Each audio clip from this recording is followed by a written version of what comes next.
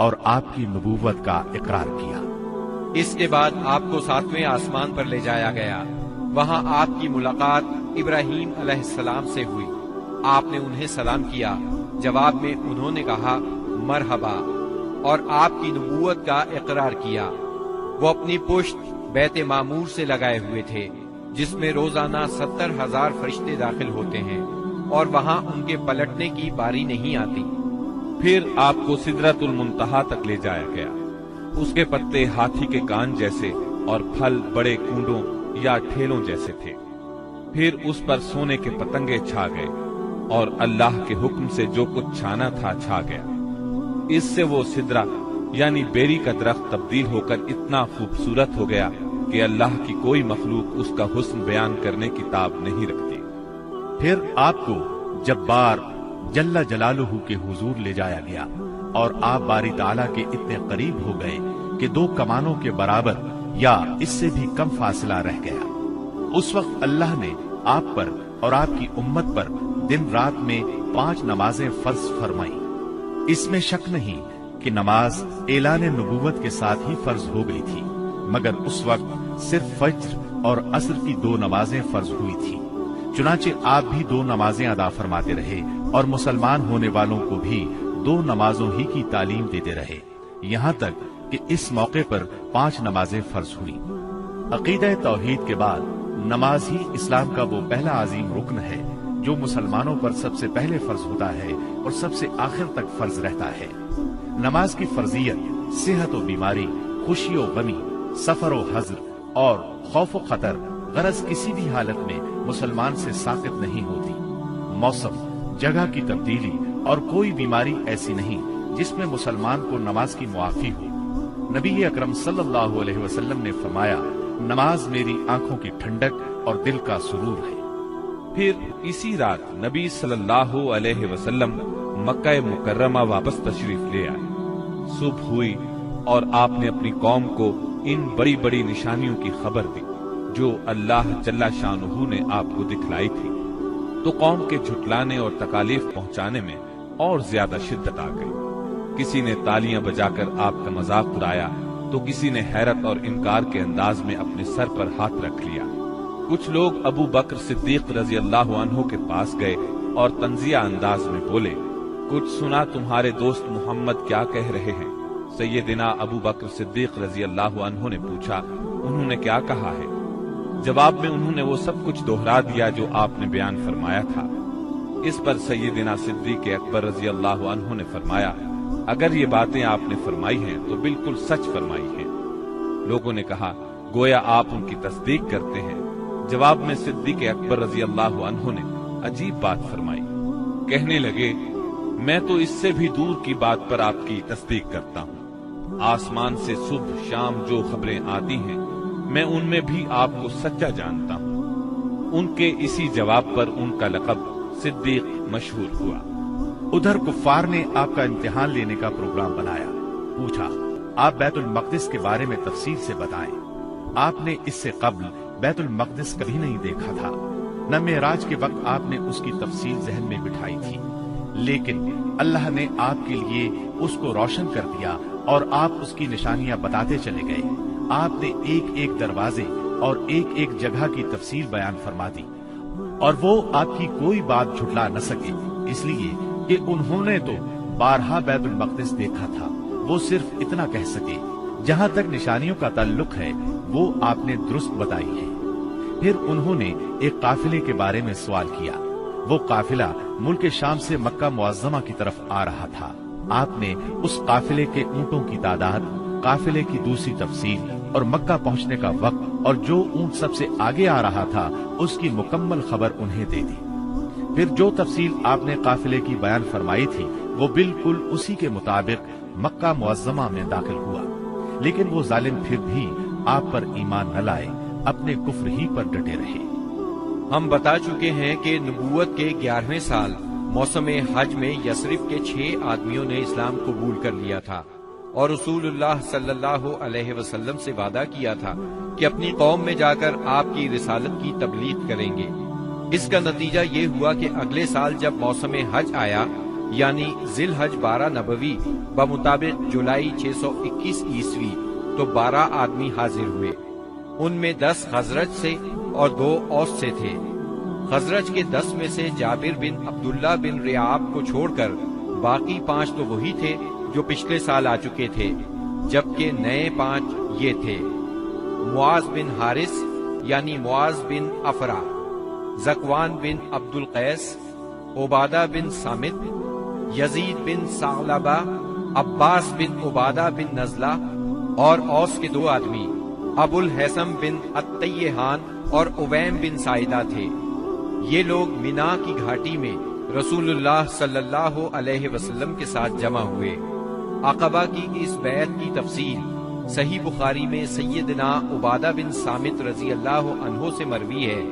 وہ بیان کرتے ہیں کہ رسول اللہ صلی اللہ علیہ وسلم نے فرمایا: آؤ مجھ سے اس بات پر بیعت کرو کہ اللہ کے ساتھ کسی چیز کو شریک نہیں کرو گے، چوری نہیں کرو گے، زنا نہیں کرو گے، اپنی اولاد کو قتل نہیں کرو گے، اپنے ہاتھ پاؤں کے درمیان سے گھڑ کر کوئی بہتان نہیں لاؤ گے، اور کسی بھلی بات میں میری نافرمانی نہیں کرو گے۔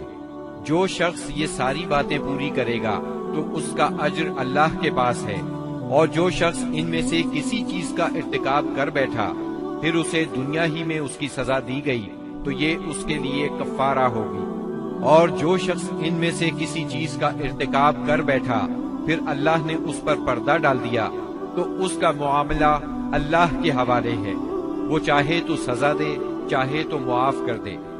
سیدنا عبادہ فرماتے ہیں کہ ہم نے اس پر آپ سے بیعت کی۔ بیعت پوری ہو گئی اور حج ختم ہو گیا تو نبی کریم صلی اللہ علیہ وسلم نے ان کے ساتھ مصعب بن عمیر رضی اللہ عنہ کو روانہ فرمایا تاکہ وہ لوگوں کو قرآن پڑھائیں اور دین سکھائیں۔ سیدنا مصعب بن عمیر رضی اللہ عنہ نے ابو امامہ اسعد بن زرارہ رضی اللہ عنہ کے گھر قیام فرمایا، پھر دونوں اسلام کی تبلیغ کے لیے سرگرم ہو گئے۔ اس کے بعد اگلے سال موسم حج سے پہلے مصعب بن عمیر رضی اللہ عنہ بہت سی کامیابیوں کی بشارتیں لیے مکہ معظمہ واپس آ گئے۔ موسم حج 13 نبوت میں یثرب کے 70 سے زیادہ مسلمان حج کی ادائیگی کے لیے مکہ تشریف لائے۔ یہ اپنی قوم کے مشرک حاجیوں میں شامل ہو کر آئے تھے۔ مسلمانوں نے طے کیا کہ رسول اللہ صلی اللہ علیہ وسلم کو مدینہ منورہ آنے کی دعوت دیں گے۔ چنانچہ یہ لوگ ایام تشریق کے درمیانے روز یعنی 12 ذی الحجہ کو رات کے وقت جمرہ عقبہ کے پاس گھاٹی میں جمع ہوئے۔ یہ کل 75 آدمی تھے، 62 خزرج کے اور 11 اوس کے۔ ان کے ساتھ 2 عورتیں بھی تھیں، اور یہ اجتماع بالکل خفیہ طریقے سے ہوا۔ نبی اکرم صلی اللہ علیہ وسلم اپنے چچا سیدنا عباس رضی اللہ عنہ کے ساتھ ان لوگوں کے پاس پہنچے۔ سیدنا عباس رضی اللہ عنہ ابھی تک مسلمان نہیں ہوئے تھے، لیکن اپنے بھتیجے کے معاملے میں اطمینان چاہتے تھے، اس لیے سب سے پہلے انہوں نے ہی بات کی۔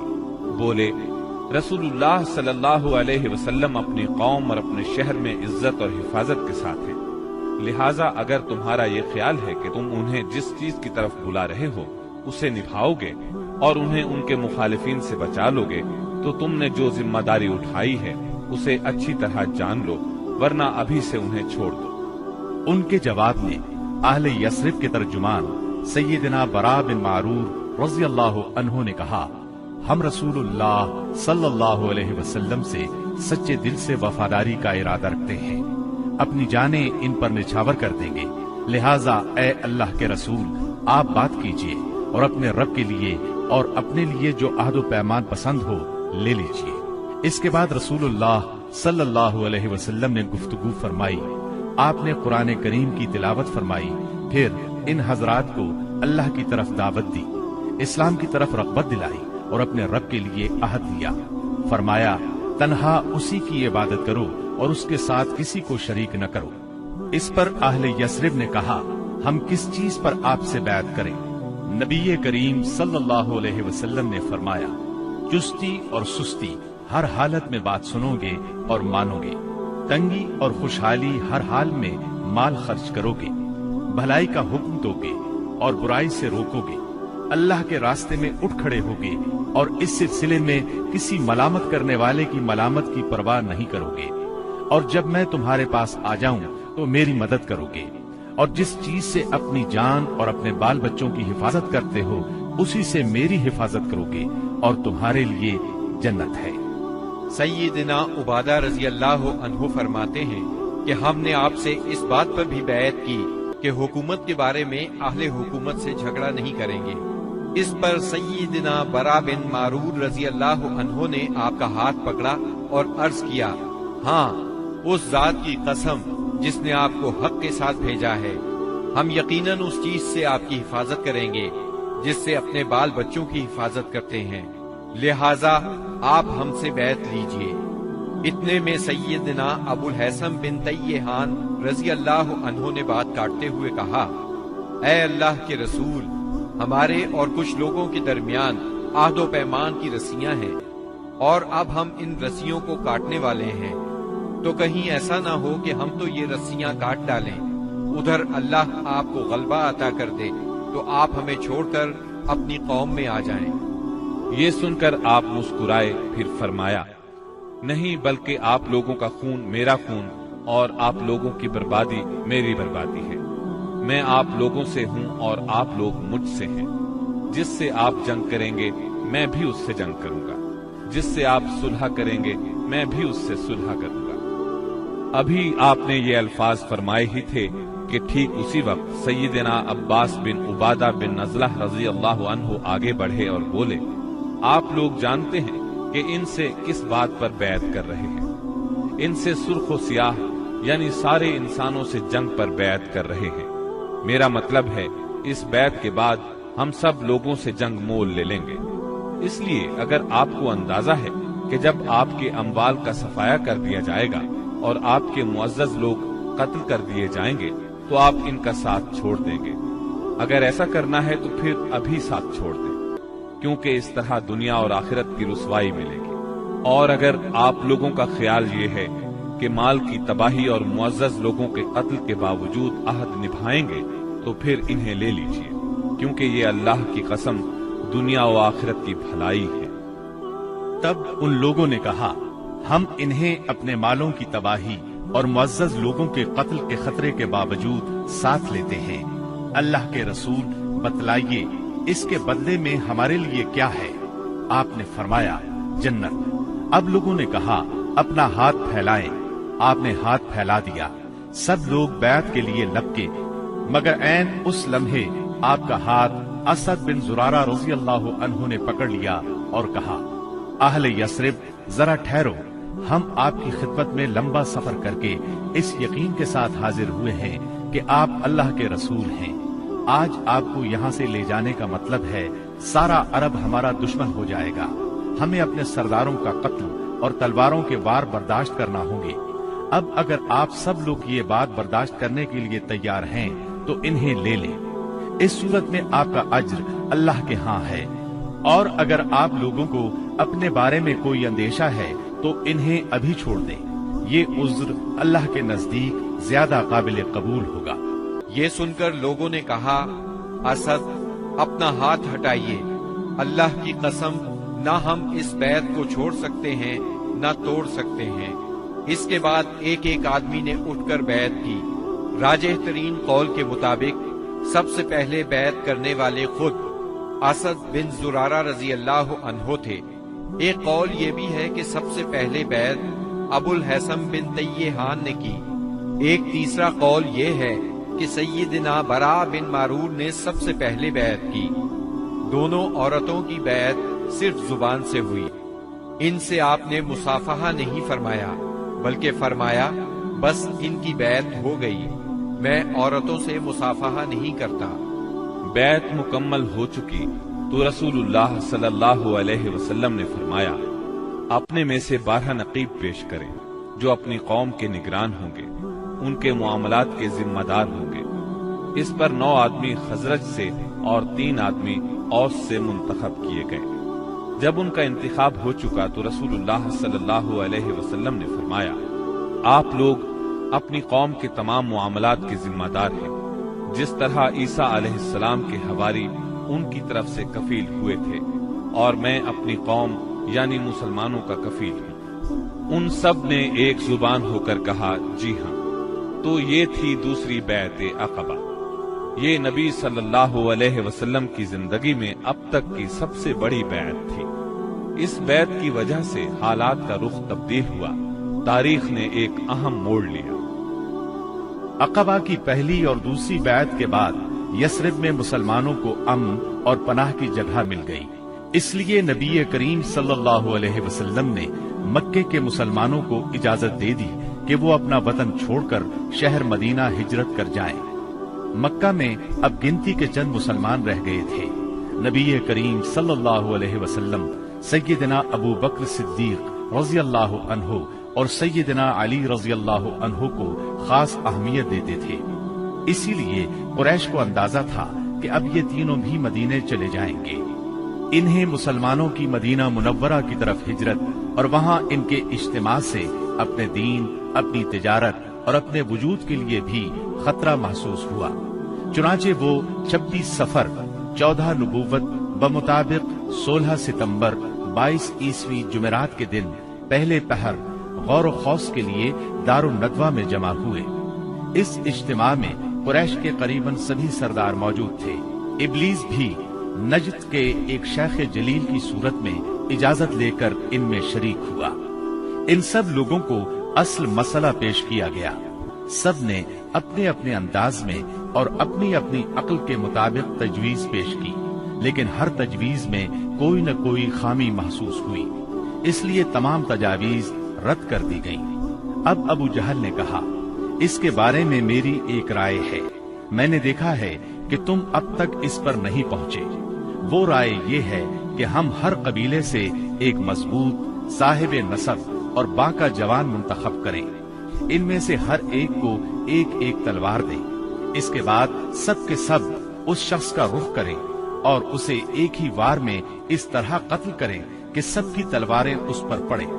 اس طرح اس کا خون سارے قبائل میں بکھر جائے گا اور عبد مناف سارے قبیلوں سے جنگ نہیں کر سکیں گے، اس لیے دیت یعنی خون بہا لینے پر راضی ہو جائیں گے اور وہ ہم انہیں دے دیں گے۔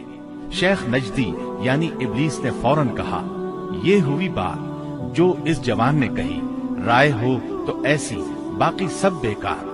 باقی لوگوں نے بھی اس رائے کو منظور کیا اور پھر اس کی تیاری میں لگ گئے۔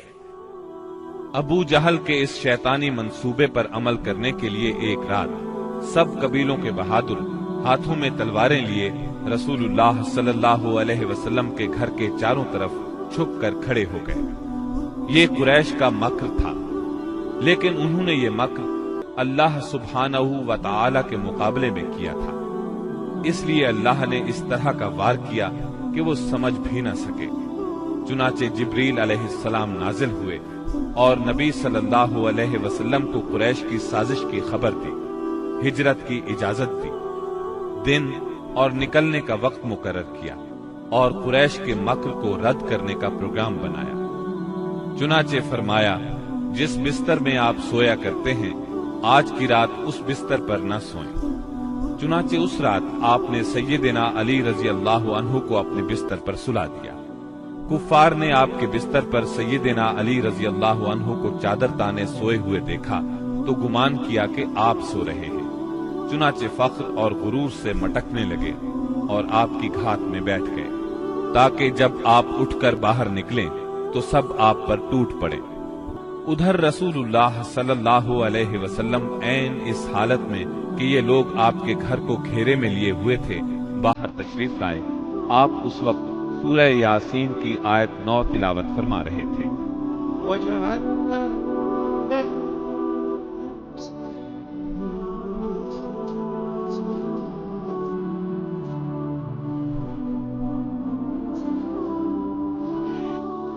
ہم نے ان کے آگے رکاوٹ کھڑی کر دی اور ان کے پیچھے رکاوٹ کھڑی کر دی، بس ہم نے انہیں ڈھانک لیا اور وہ دیکھ نہیں رہے ہیں۔ چنانچہ اللہ تعالیٰ نے ان کی نگاہیں پکڑ لی اور وہ آپ کا قطعاً احساس نہ کر سکے۔ اس کے بعد آپ اپنے گھر سے اسی وقت ابو بکر صدیق رضی اللہ عنہ کے گھر تشریف لے گئے اور انہیں اللہ کے حکم کی خبر دی۔ ابو بکر صدیق رضی اللہ عنہ پہلے ہی ہجرت کے لیے تیار تھے، چنانچہ انہوں نے اپنا تمام اثاثہ 6000 درہم اور ستوؤں کا تھیلا لیا اور مکان کی ایک کھڑکی سے نکل کر دونوں حضرات نے یمن کا رخ کیا اور فجر کی پو پھٹنے سے پہلے سور نامی پہاڑ کے ایک غار تک جا پہنچے۔ کوہ سور مکہ معظمہ سے 5 میل دور جنوب مغرب میں واقع ہے۔ اس ویران پہاڑ میں ایک تنگ غار ہے، یہ غار سور کے نام سے مشہور ہے۔ یہ غار اب تک موجود ہے۔ مکے سے مدینہ شمال کی طرف ہے۔ قریش کا خیال تھا کہ آپ نے اپنا سفر شمال ہی کی طرف کیا ہوگا، لیکن آپ اپنے سفر کا آغاز مخالف سمت سے کر کے غار سور میں جا پہنچے۔ ابو بکر صدیق رضی اللہ عنہ بھی آپ کے ساتھ تھے، اس لیے انہیں یار غار کہا جاتا ہے۔ رسول اللہ صلی اللہ علیہ وسلم اپنے یار غار کے ساتھ 3 دن اور 3 راتیں غار سور میں رہے۔ رات کی تاریکی میں سیدنا ابو بکر صدیق رضی اللہ عنہ کے فرزند سیدنا عبداللہ بن ابی بکر رضی اللہ عنہ دشمنوں کی سرگرمیوں کی اطلاعات پہنچاتے رہے۔ ادھر سیدنا ابو بکر صدیق رضی اللہ عنہ کے غلام عامر بن فہیرہ بکریاں چراتے رہتے، اور جب رات کا ایک حصہ گزر جاتا تو ان بکریوں کو لے کر ان کے پاس پہنچ جاتے۔ اس طرح دونوں حضرات دودھ نوش فرما لیتے۔ پھر صبح سویرے ہی عامر بن فہیرہ بکریاں ہانک کر چل دیتے، اور وہ بکریوں کو عبداللہ بن ابی بکر رضی اللہ عنہ کے قدموں کے نشانات پر سے لے جاتے تاکہ وہ نشانات مٹ جائیں۔ باقی رہے قریش تو ان کے جوان رسول اللہ صلی اللہ علیہ وسلم کے اٹھنے کے انتظار میں گھر کو گھیرے بیٹھے رہے، یہاں تک کہ صبح ہو گئی۔ صبح ہونے پر جب سیدنا علی رضی اللہ عنہ آپ کے بستر سے اٹھے تو قریش کے ہوش اڑ گئے۔ انہوں نے سیدنا علی رضی اللہ عنہ سے آپ کے بارے میں پوچھا تو انہوں نے جواب دیا، مجھے علم نہیں۔ اس پر انہوں نے سیدنا علی رضی اللہ عنہ کو مارا اور گھسیٹ کر خانہ کعبہ تک لے گئے۔ کچھ دیر قید رکھا، پھر جب محسوس کیا کہ انہیں قید میں رکھنے کا کوئی فائدہ نہیں تو چھوڑ دیا۔ اس کے بعد یہ لوگ سیدنا صدیق اکبر رضی اللہ عنہ کے گھر آئے۔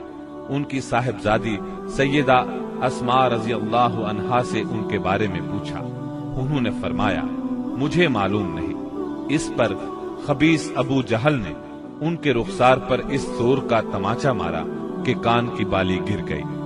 پھر انہوں نے ہر طرف آپ کی تلاش شروع کر دی اور یہ اعلان بھی کیا، جو کوئی ان دونوں کو زندہ یا مردہ حاضر کرے اسے ہر ایک کے بدلے 100 اونٹ انعام میں دیے جائیں گے۔ اس طرح بہت سے لوگ انعام کے لالچ میں نکل کھڑے ہوئے۔ کچھ تلاش کرنے والے غار سور تک بھی جا پہنچے۔ وہ غار کے اس قدر نزدیک پہنچ گئے کہ اگر جھک کر نیچے دیکھ لیتے تو انہیں دیکھ لیتے۔ یہ صورتحال دیکھ کر سیدنا ابو بکر صدیق رضی اللہ عنہ فکر مند ہوئے۔ آپ صلی اللہ علیہ وسلم نے انہیں غمزدہ دیکھ کر فرمایا، ابو بکر، ایسے 2 آدمیوں کے بارے میں کیا خیال ہے جن کا تیسرا اللہ ہو؟ غم نہ کرو، یقیناً اللہ ہمارے ساتھ ہے۔ اس واقعے کا ذکر سورہ توبہ کی آیت 40 میں آیا ہے۔ اگر تم اس کی مدد نہ کرو گے تو اس کی اللہ نے مدد کی ہے، جس وقت انہیں کافروں نے نکالا تھا کہ وہ 2 میں سے دوسرا تھا، جبکہ وہ دونوں غار میں تھے۔ جب وہ اپنے ساتھی سے کہہ رہے تھے کہ تو غم نہ کر، اللہ ہمارے ساتھ ہے، پھر اللہ نے اپنی طرف سے تسکین نازل فرما کر ان لشکروں سے اس کی مدد کی جنہیں تم نے دیکھا ہی نہیں۔ اس نے کافروں کی بات کو پست کر دیا، اور بات تو اللہ ہی کی بلند ہے، اور اللہ زبردست حکمت والا ہے۔ پیر کی رات ربیع الاول یکم ہجری کو نبی کریم صلی اللہ علیہ وسلم غار سور سے باہر تشریف لائے۔ آپ نے ایک شخص عبداللہ بن عریقت کو اجرت پر رہنمائی کے لیے مقرر کر لیا تھا۔ یہ شخص اگرچہ قریش کے دین پر تھا، لیکن اس پر آپ کو اعتماد تھا۔ وہ وعدے کے مطابق 2 سواریاں لیے جبل سور کے دامن میں آ گیا، اور رسول اللہ صلی اللہ علیہ وسلم اور سیدنا ابو بکر صدیق رضی اللہ عنہ نے کوچ کیا۔ ان کے ساتھ عامر بن فہیرہ بھی تھے۔ عبداللہ بن عریقت آپ کو لیے پہلے جنوب کی جانب یمن کے رخ پر دور تک چلا، پھر مغرب کی طرف مڑا اور ساحل سمندر کا رخ کیا۔ ساحل کے قریب پہنچ کر وہ شمال کی طرف مڑ گیا اور ایک ایسے راستے پر چلا کہ اس پر کوئی مشکل ہی سفر کرتا تھا۔ دوسرے دن یہ مختصر سا قافلہ ایک خیمے کے پاس پہنچا۔ یہ خیمہ قدید کے اطراف میں مشلل کے علاقے میں تھا۔ مشلل مکہ معظمہ سے 130 کلومیٹر کے فاصلے پر ہے۔ اس خیمے میں ایک عورت موجود تھی۔ آپ نے اس عورت سے فرمایا، تمہارے پاس کھانے کے لیے کچھ ہے؟